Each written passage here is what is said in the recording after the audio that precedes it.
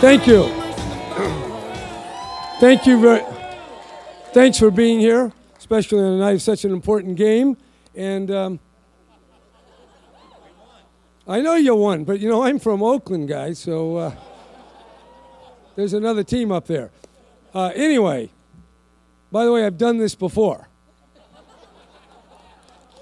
But anyway, still, I want to thank you. I want to thank everyone out there who voted today because, you know, it expresses a certain faith that, you know, our best years are still ahead. But before I go much further, I want to, first of all, thank the mayor for being here, standing with me. I really appreciate that.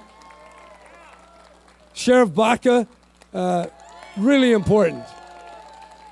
And whatever else in this campaign, public safety always remains pretty darn important. Now, there's one other person who's actually more important than these two, and that's my wife, Ann.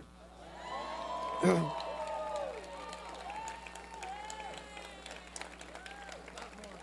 lot more important. She's the one who figured all this stuff out. So, well, I'm not going to get into all that. But nevertheless, keeping up with her is giving me the preparation to keep up with California.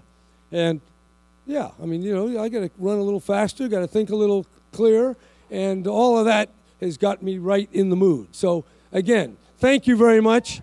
We're here on a very auspicious occasion, and I'm here as the Democratic candidate for governor. I didn't check, but I think we made it. But I'm also here as a Californian that's disgusted with the awful mess in Sacramento and the politicians and the Wall Street bankers that got us there. Now, rather than, you know, give a typical election night speech, I would like to speak from my heart about the serious problems that we're really facing. Now, honestly, the last thing on my mind, you know, at this stage of my life was running for governor of California. I reflected a long time on whether this was the right path. But I looked at the partisan gridlock in Sacramento, and the truth is, I believe I can fix it. Not overnight, took too long to get here, but I believe that if we pull together, we can fix things. Fix it we will. I have no doubt with your help, that's what we're going to accomplish. I know how Sacramento works, and more importantly, I know how it should work. I have the preparation, I have the know-how, and I have the independence to challenge the status quo and get our legislators to work together as Californians first and as members of a political party second. I did that as governor, I did it as mayor, and God willing, I'll do it again. It's not enough for someone rich and restless to look in the mirror one morning and decide, hey, it's time to be governor of California. We tried that, and it didn't work.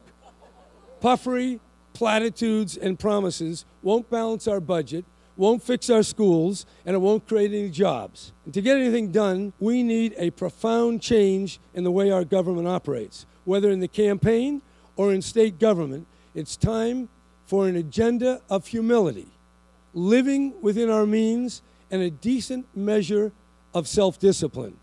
It's time for the politicians to grow up and face the fact that we're in a crisis. The world has changed since our financial system hit the wall and almost collapsed.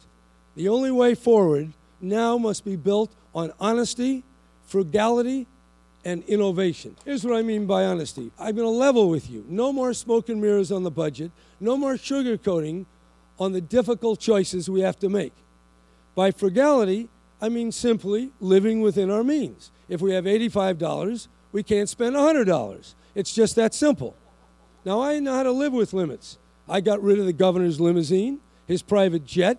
Instead of the new mansion, I rented an apartment across from the state capitol and paid for it myself. Taxes were cut, not increased, but cut. And I also vetoed state employee raises I thought excessive, not once, but twice. The truth is, I don't like to spend money. Not my own and not the taxpayers. We've just seen two Republican candidates for governor stage a billionaire's demolition derby. They both say they want to run the state like a business, but they set a national record for waste and excessive spending. California was built by dreamers, by doers, and pioneers who led the world in innovation. I myself tried to promote a state communications satellite to cut down on employee travel. I earned the famous nickname, Governor Moonbeam. I also pushed for renewable energy in the form of windmills in the desert and was derided by cartoonists as a modern-day Don Quixote.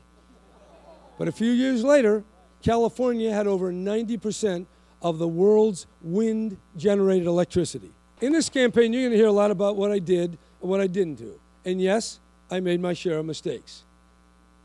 But listen, anyone worth his salt, willing to confront the conventional wisdom and take bold action, will always incur hostility and derision. California can be governed, of that I have no doubt. We can attract the creative minds and the doers who will produce the jobs in renewable energy, medical advances, new materials, better designs for living and learning. We can accomplish that. But it's one thing to talk about what you'll do once you're in government. It's quite another to actually accomplish it. I did this job before. On my watch, we reduced taxes by $4 billion. Our schools were among the best. We had the country's strongest environmental laws. We pioneered development of alternative energy. And California created 1.9 million jobs. That's something we need today. So don't believe the next $50 million of advertisements. Go back to the facts. When I was mayor of Oakland, I cut through the red tape and the bureaucratic inertia. And by the way, if you ever want to know about bureaucratic inertia, become a mayor of a big city, because you're going to find a lot of it. But by doing that, we brought thousands of new apartments and condominiums to parts of the city that for decades had been abandoned by private investment. Empty lots were replaced by restaurants and stores and art galleries, and 10,000 new residents moved into the heart of Oakland. As we take every step we can to create the jobs we need, we should never forget that our public schools, often criticized and usually underfunded, are the foundation of our prosperity. And that our great, go ahead, you should applaud at that, because a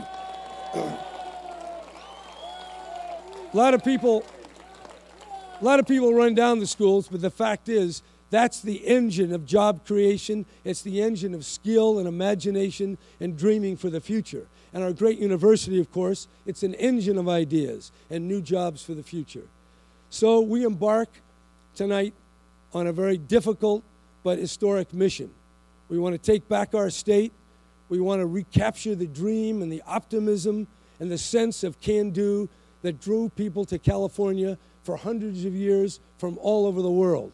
They still come, today with some doubt, but not without the hope and the determination to do what they can. Just let me say that to serve again as your governor would be a deep honor. This state has done so much for so many, particularly my own family. Nothing that I could do would please me more than being able to go back to Sacramento and fix this thing and get it working again. California for all of us. We're up against, I don't know, is it billions or trillions? But people power, the internet, neighborhood, person to person. We have a lot of people. And we're running this campaign not scapegoating anybody, not police, not fire, not nurses, not people who take care of bedpans. We're not scapegoating immigrants. We're pulling all together, everybody, whatever color, to pull this state back together again. Thank you. On to victory.